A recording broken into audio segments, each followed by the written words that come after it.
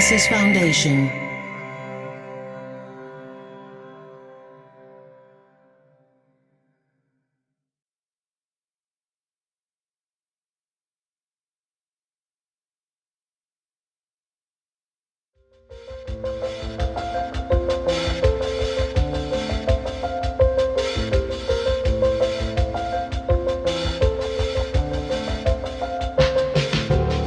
Welcome to the Quarantine Tapes, a daily podcast from Onassis, LA and Dublab. Hosted by Paul Holdengraber, this series chronicles shifting paradigms in the era of social distancing.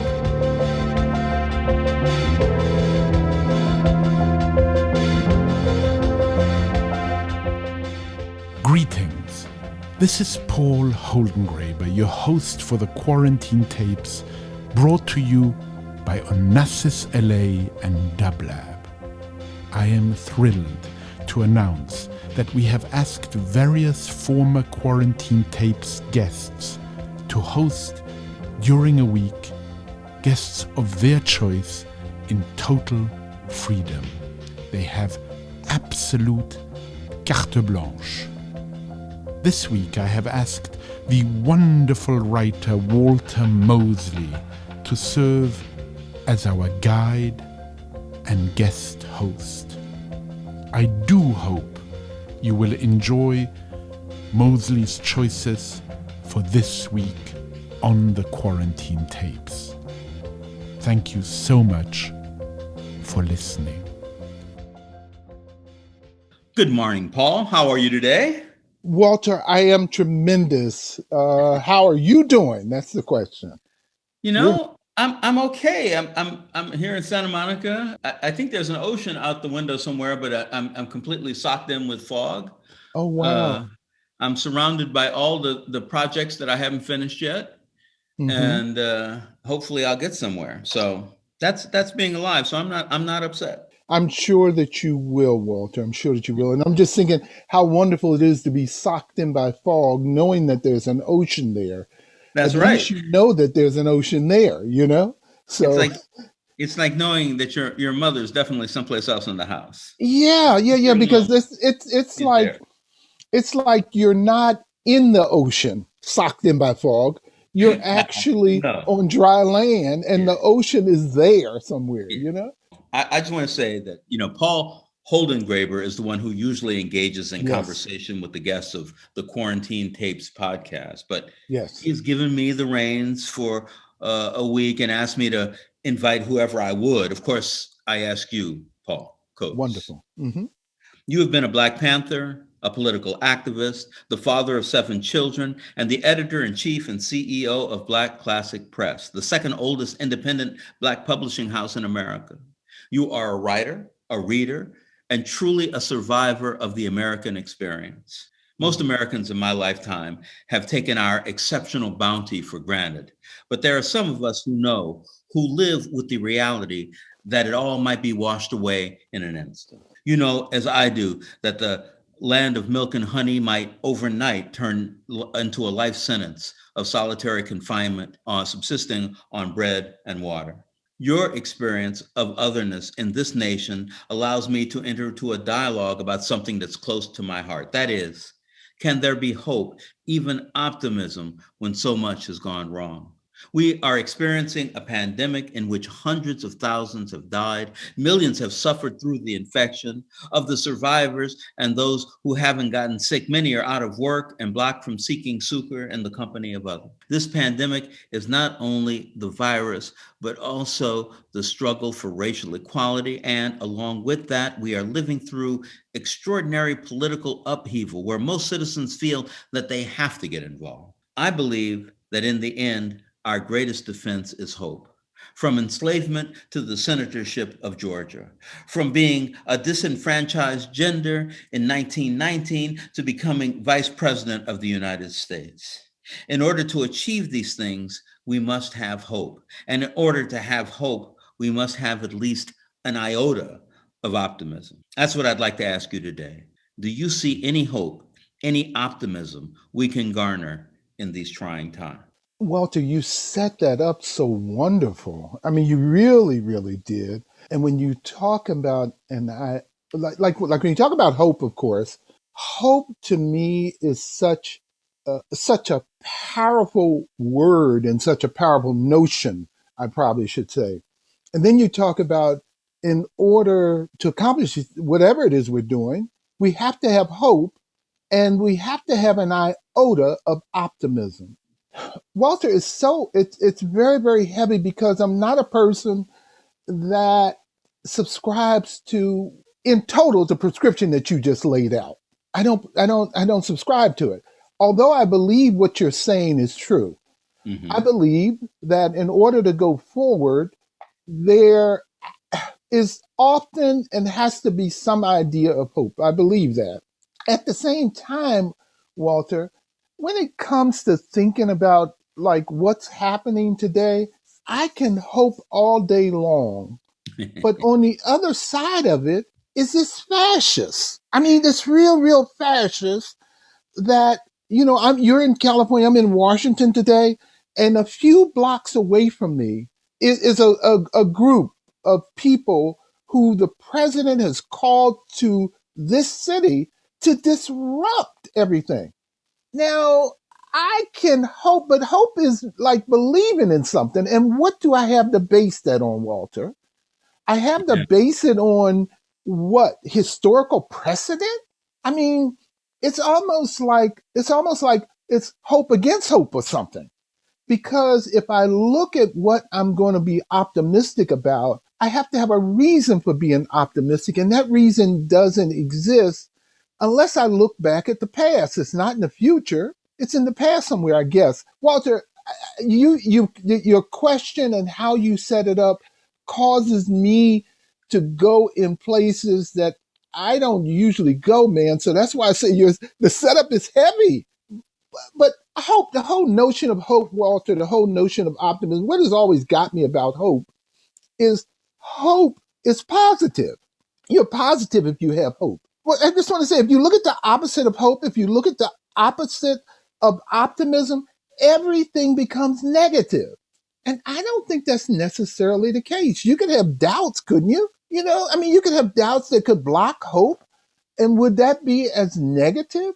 So I'm more in the doubter camp, Walter. I'm over there on that side. I'm just saying, I don't know, Walter. I don't know about having hope on this thing. I don't know about being optimistic. I'm saying it could go either way, man, Well, no, certainly hope doesn't preclude things going wrong. Hope doesn't preclude going from milk and honey to bread and water.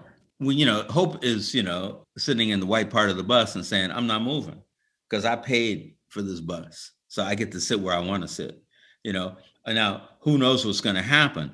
When I think of you, Paul, I think of, your beautiful children, all grown up and everything. And then your beautiful grandchildren. I don't think you don't have great grandchildren yet, do you? Not yet, Walter, not yet. Okay. But I hope I do. I'm optimistic about that. I'm just kidding. Well, no, but that's part of the way that I'm thinking about it. I'm looking at it. I look at your children are all wonderful. One of them is well known around America and the world, really. Ta-Nehisi Coates. Yes. He's one of the most successful writers in America today. Not only is he successful, not only is he writing books, but he's also doing what he believes in. Mm-hmm. He's been able to, using you and also, himself, his education as a jump off point, has been able to speak the truth as much as he can. Sure. To a nation that at one time would never even be able to listen to his truth. Even in the raising of a child, even though that child, could be dead tomorrow, you can have hope, right? Walter, you can have hope. I don't question that you can't have hope. What I'm questioning is that space that's in between hope and that space that's in between doubt. And what I guess I'm raising to you is that I'm in that questioning space of doubt less than I am in that space of hope. So this is a really great conversation. Because I think, as I think about it, it also is probably a problem with Western language. Western language doesn't give us that space in between. Either you hope and you're optimistic or you're pessimistic. It's like there's a clear either white or black. There's no gray in between it. And I guess what I'm saying to you, what I claim about all of this, and even the idea of the pandemic that we're experiencing now, even the notion of that other pandemic, Donald Trump, that we're experiencing now, is that I don't know how that stuff is going to work out. And I'm not claiming hope in it. I'm claiming that it might go okay. It might go okay. Paul, you know, Paul, I accept might go okay as hope. You know what I'm saying? Because and the opposite is no, man. Let's just get our guns and get out there because it ain't gonna happen. You know what they're gonna do. Well, see, Walter, I'm asking, where is that space that's in between those two? Let me say. I'll give you an example of what I'm thinking. There's a boxer named Mike Weaver, heavyweight boxer, had a left hook. Yes. That's all he had, left hook.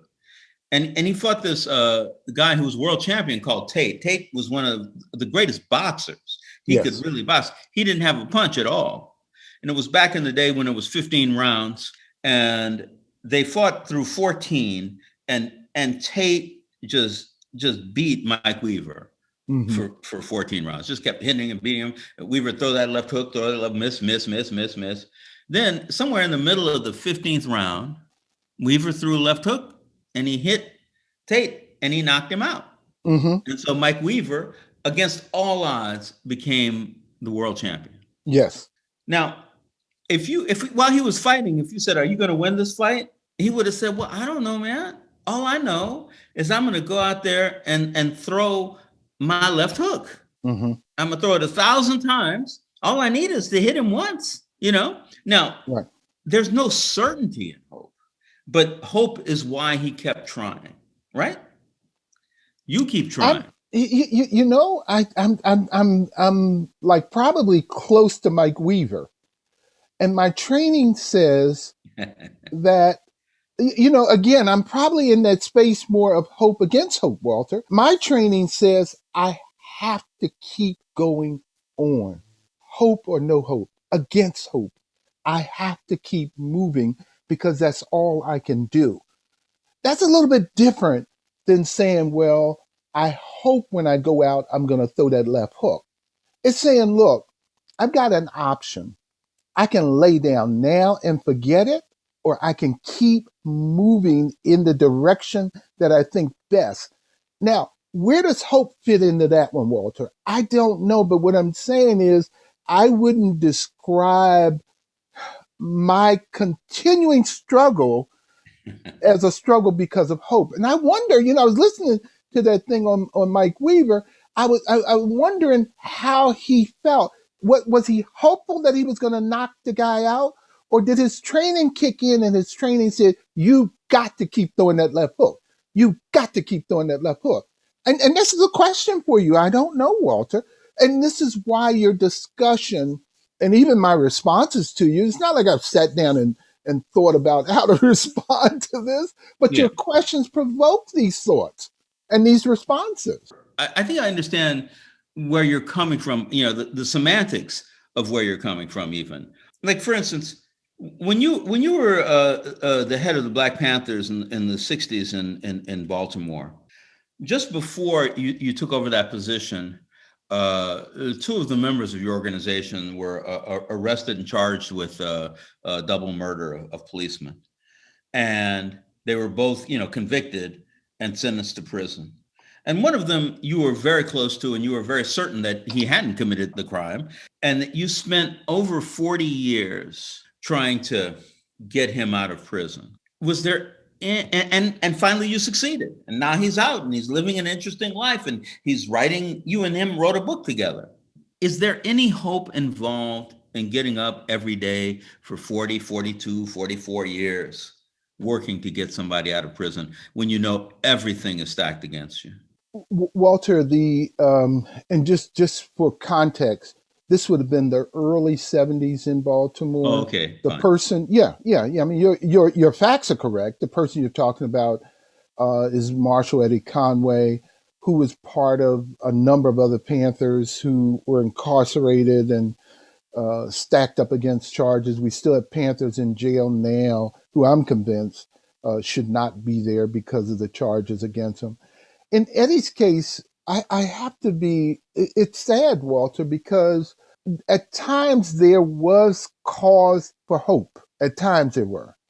Mm-hmm. And particularly when he first went in, because we didn't believe he would ever be convicted. We thought the charges were that weak and that manufactured that he wouldn't be convicted. And so I think there we were hopeful that the jury would see through this and all like that. That hope faded. So I guess to answer your question, there were periods of hope, but most of that time, Walter, that 44 years that Eddie was in jail, most of that time was dashed up against the thought that he's never going to get out. But I could never share that with him. Or anyone else. I never heard you say that. Anyone else, yeah, or anyone else. I had to display optimism, especially with him. But the truth of the matter, when we met with the lawyers, the thought of I don't know dominated as opposed to hope. And what we did was we did, like you said, Mike Weaver did. We kept slugging. We kept throwing things up against the wall to see what would stick. Mm-hmm.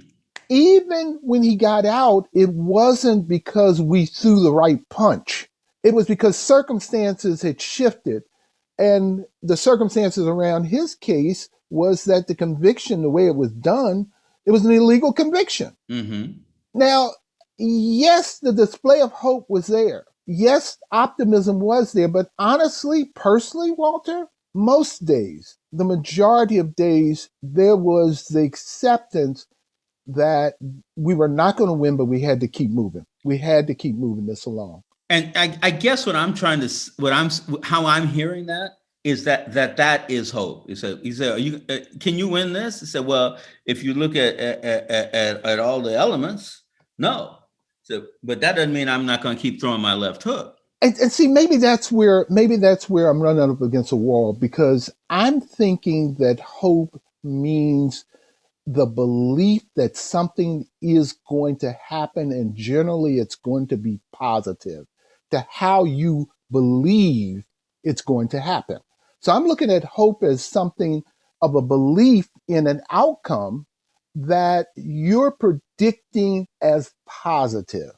And see, when I look at it in that context, that's why I'm saying that I don't know that I can say that the outcome tomorrow is going to be positive. You know, like Raphael Warner was just elected senator, right? Yeah. Now, I think there is some hope there that things will be better than what it was with Perdue and those other folks being senators. I believe that I've got some hope about that, Walter, but it's marginal at best. You know, I feel that black folks and poor people and white people are still in for a hard ride. But you know, Paul, yes, and I want to thank you for helping me hone down the definition that, you know, you have hope that you're going to make it. You have hope that, you know, I mean, against what I said, well, you know, what are your odds? Well, about 1,000 to 1. Yeah. Well, what is this? Well, you know, I mean, I might not get there. You know, I mean, it's Martin Luther King. I might not get there with you. Yeah. Yeah, but it's going to be beautiful on the other side of that mountain. That's hope, and it's the black Jesus kind of hope. It's not the white Jesus kind of hope. Yeah. You know what I mean? Yeah. The black Jesus said, "Man, this is going to be hard. What we're doing is going to be hard." And you know, I would like not to die, but I think I'm gonna. Yeah. You know, like when you said 1,000 to 1, that sounded to me like I heard one of your characters, right? Like I could see you writing a character, and the odds against him are 1,000 to 1 that he's going to survive. And so it gives me the opportunity to just ask you, who do you think is the least hopeful of your characters? The characters, all the many characters you've written, who do you think is the least hopeful? Oh my God. Or do you think they all have some form of hope going on? Yeah, I do. You know, and I think that, you know, and you're still in living hard lives, you know? Yeah. You still might be killed. I mean, my book Black Betty, I think covers that the best, because her life is so hard that she won't even be granted death. You know, that's Mm. the hardest thing. Say, no, you're going to have to live through this, you know. But I think that we become hopeful. I'm hopeful right now. Mm-hmm. Um, I can't promise that things are going to turn out right. I can't, promise that the Congress isn't going to betray us. I Right. can't, I can't do anything like that. But I can say I keep working toward what's positive. And what's so interesting about it, with Yes. having this Yeah. conversation with you, is you're the one who taught me this. Mm-hmm. Mm-hmm. Mm-hmm. You know, you work that publishing house of Yeah. yours, Black Yeah. Classic Press, all those children that you raise and kind of intermingle, your life in Washington D.C. right now Yeah, it is probably is like you're saying though. It's like 1,000 to 1. The odds are I don't know how this is going to work out, you know. yeah. But I've got to keep moving. In that sense of hope, yes, yes, because that's how I see my life, and that's how I see things going. Contemplatively, though, laying out the future and saying, "Well, hey, the arc of justice is long and it bends toward freedom." You know, like No, that one. That yeah. one. I'm not trying to say that the arc Yeah. of Okay. justice is Okay. long and you Okay. might crash on the side of the mountain. Yeah, yeah, because historically that's what has happened. Now you can look and talk about that arc of justice being so long and bending in our favor and stuff like that. But it carries me back, would someone say the arc of justice has been in favor of the Native Americans? Would there be a thought of a positive outcome? How does the outcome, how do you have hope for a positive outcome? And I'm not saying I can't speak for Native Americans. I can't speak for Native Americans, but Sure. I'm saying the injustices have been stacked so hard. How do you get a positive outcome? See, again, it's one of the situations for me of hoping against hope. And you're Gosh. right about that. Mm, I mean, you're right about that. We can talk about Native Americans. We can talk about Africans in the belly of a slave ship yeah, coming across the ocean. yeah. You know, there's a struggle that goes beyond the life of individuals. And that's Martin Luther King. He said, "Well, I Mhm. might not get there with you." He didn't mean might not. He said, "I know I'm not going to get there with you." It's people who say, "This is hard. I can't see how I'm going to win, but I can see how I'm going to fight, how I'm going Yes, to struggle. yes, I'm going to yes, try my best to yes, make it." I mean, yes. we have a country today. It's hard because people don't. It's not pushed up against their face. But 300,000 people are dead, Yeah. and it's like you said. Well, do they have any hope? No, they died. Mhm. But they struggled to live the whole time. Can we struggle? Can we make it? If you're going to be Native American, on the on the North American continent, if you're going to be Jews in the Holocaust, it's a struggle that you probably won't win, but you try. And listen, I'm not trying to answer the question for you. I'm not saying so you should say this. Right, I'm right. just I saying don't get that. Hmm. I'm thinking like this is what the way I see the world. I see a world where there's possibility. There's possibility, and if we work with that possibility, we might get something. We might not. I mean, that's what I call hope. It does kind of sound like we're saying the same thing. Maybe not, but it Yeah, yeah, sounds no, like it. no, no, Walter, we're closer. We are closer than we're not. See, for me, again, I'm dealing with my understanding of hope, right? What Hmm. we're talking about does have some of that mixed in, but it's not based on the belief that we're going to succeed or the belief that this is going to Absolutely. be Yeah. good. Yeah. It really is rooted in the fact that we know that if we don't struggle, then we've given up and all is lost. Yes. If we struggle, we might possibly survive. Yeah. Or somebody might. Or somebody might, or Yeah. somebody might. That's really what it is. Is the word for that hope. If it is, okay, it's just hard for me. If it isn't, I'm looking for that word. I'm looking for the expanse of language that allows that in between place to be there. In other words, what we've said is not, and what you and I are coming together on is not. It's not based on that rosy thing of, hey, we're going to get out of this, and I believe that the world is going to be all of this and all that. No, but what choice do you have but to go on and find out what's on the other side of struggle? Mm-hmm. So that's, I mean, I think we are pretty much saying the same thing. I'm calling for that word, and I don't have that word. I don't have that word. That's all. But I know it isn't pessimistic because I'm not pessimistic. I know it isn't dark or foreboding. All of those negative definitions that come up as opposites of optimism, you know? Mm-hmm. So that's where I am. And I appreciate you really for kicking this off and giving me an opportunity to think about these things. Because I'm Yeah, usually just thinking about, I'm going to survive, I'm going to struggle, but not the intellectual basis of it. So I'm going to survive is something that, I can't say because I don't know. That's true. That's true. But I'm going to struggle, and then I'm going to believe, it's like during COVID, I have some friends who are just like, they're going crazy. They're sitting there and say, oh my God, I can't stand it. I can't stand it. I hate it. I hate it. I hate it. I have other friends saying, wow, man, I finally got to finish that book of poems I was writing. And it just seems like there are things that we can do, that we can hope for in the face of, almost insurmountable odds. I don't have a job. I don't have no money. I can't go out of my house. The odds are gigantic, but it seems a possibility that I can make something. I mean, we had COVID, but we also had, Black Lives Matter. People were out saying, well, no, Black Lives Matter. And a lot of people were saying, no, don't say that. Don't say that because it might get in the way of our political goals. I said, listen, if I can't say Black Lives Matter, our political goals are already out the window. Right. Right. And you think, wow. And I guess that's what I call hope. And I understand what you're saying. There's a kind of a positive patina kind of pasted onto hope that maybe the word itself doesn't mean. Yes. Yes. Hope doesn't promise that you're going to succeed. Okay. Hope just says, okay, I'm going to keep on trying. I'm going to keep throwing that left hook, and maybe it's going to land and maybe it's not going to land. But at the end of it, even if I lose, I kept throwing that left hook the whole time. Right. I was out there. I had one weapon and I used it.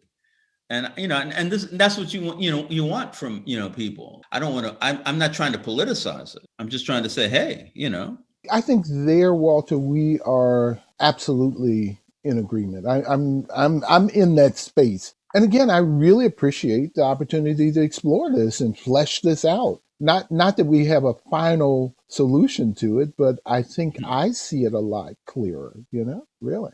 Well, that's really wonderful. I mean, in my experience, you're one of the models I have for life. Well, Walter, I appreciate that, but can I take you back because I wanted to ask you this came up. Yeah.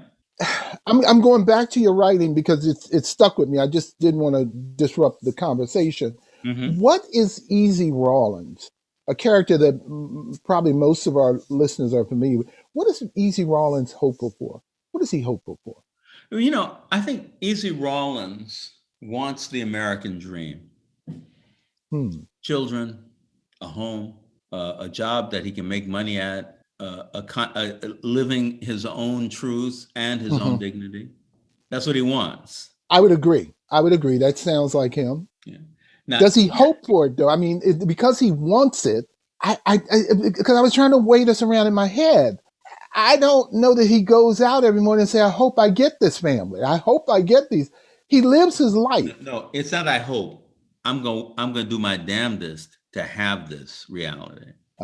Is it that's what he says, and that's hope. I think you think that's hope. Okay, to have it, it's an active. It's not passive. Well, I hope that rock doesn't fall on my head. It's not that. It's that thing. It said, "Uh-oh, man, let's get away from this rock here because it might hit me in the head." And Easy might even say he helped you get out before he gets out. Got it. But even if he failed, I mean, no, he succeeds in getting you out, but he, in turn dies, he would have seen that as success. He said, I did what I could. Right. And I think that's another part of hope. It's like, all we can do is hope. I mean, and it's actually in that way, very Christian concept. It is. Try your best. It has this spiritual note to it because, belief itself, even believing in a force other than those forces and those senses that you can touch, feel, and smell, has this belief in the other. And belief in the other is beyond me. And if I believe in the other has the other has always treated me good, gave me life and all this kind of stuff. So I can believe that the other has a plan for me. So I see those as connected. Now you say Christian, I see it as, I guess I see it present in most of the quote unquote religions, you know. I certainly see it present in Islam, but I do see it present and related. But of course, those are the people who also wrote the dictionaries. I mean, you know, and wrote the definitions. You know. I mean, so that's I'm railing. That's one of the things I'm railing against, right? Because yeah, well, you know, but the idea of taking their language and making it our own is a big part of American history. yes, People say, okay, I'm gonna take what you got, but I'm gonna make something else out of it. You know, I think that's another way to look at this. As long as I have hope, the ball is in my court. mm. You know, I'm not giving up to these people. You know, I think of people like one of the great American heroes, political heroes, is Medgar Evers.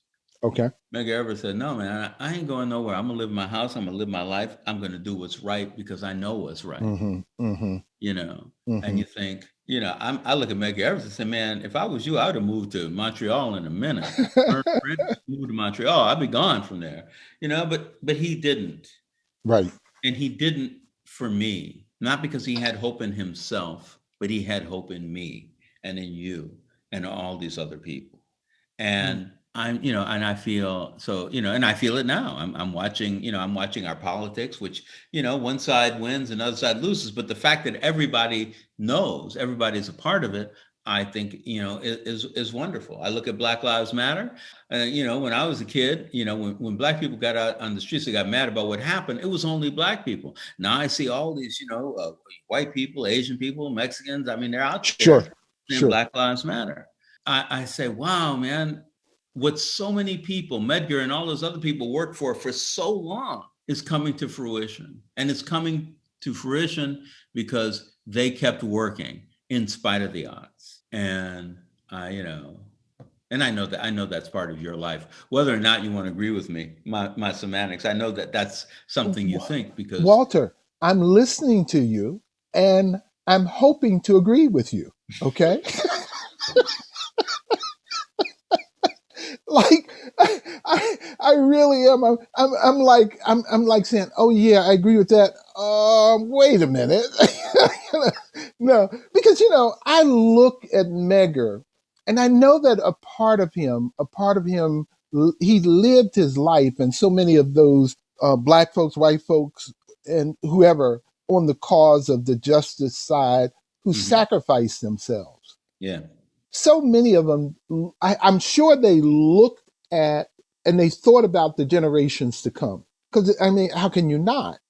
But on the other hand, they were thinking in the present time that they're not going to take this stuff. You're not going to do that to me. You know what I mean? You are not going to tell me that I have to go to Montreal. You're just not going to do that. So there is that present time reaction to the oppression. Certainly there was there for me. It's that present time reaction. And there is that consideration of the future also. I know in my case, Walter, I was young. And so the future was so far off. You know, I thought about generations to come, but I didn't think about them like I think about now. I'm closer to seeing those generations now. And so I wonder about Medgar Evers too. I wonder about other people who sacrifices. It's good and noble to say that Medgar sacrificed for you, but I'm sure Medgar was peeved every day that he had to be confronted by somebody who tells him where to stand and where not to stand. No, and I agree with you. I don't think it was about me. It turned out to be a gift to me. But Got it. Yes. No, listen, man, I ain't gonna accept this. I bet you if I walk up to Medgar and say, man, I can't stand this stuff no more. I got to go meet to Toronto, man. I got to go. Yeah. And he would say, listen, brother, I understand. Yeah. You need to go. Right. Right. I, on the other hand, need to stay. That's right. That's right. And that's hard truth hope. It's not simple, I'm hoping for this, but until that happens, I'll have that. It's not that. Yeah. So Walter, maybe that's what's needed. A separation, a distinction inside of hope, because you just said that's hard truth hope there. Okay. Yeah. So maybe if those distinctions were inside of hope, as opposed to lumping it all together. Yeah. No, I think so. For me to embrace. It's a big word, hope. It takes up a whole bunch of terrain. Hoping already means you're in a hard place. If I have to hope, that means I'm in a hard place. I said, well, I hope it works. It's like, oh God, man, you hope it works. Anyway, Paul, that's pretty much our time. And listen, thank you so much for doing this. I enjoyed this. I appreciate I really enjoyed it. And it's great that you get an opportunity to explore like this. And so thank you so much, Walter. Okay? Thank you. All right. Have a good and great one and a hopeful day, Walter. Okay. You too, Mr. Coates. All right. Take care. To support this show and Dublab's progressive programming, go to dublab.com/support.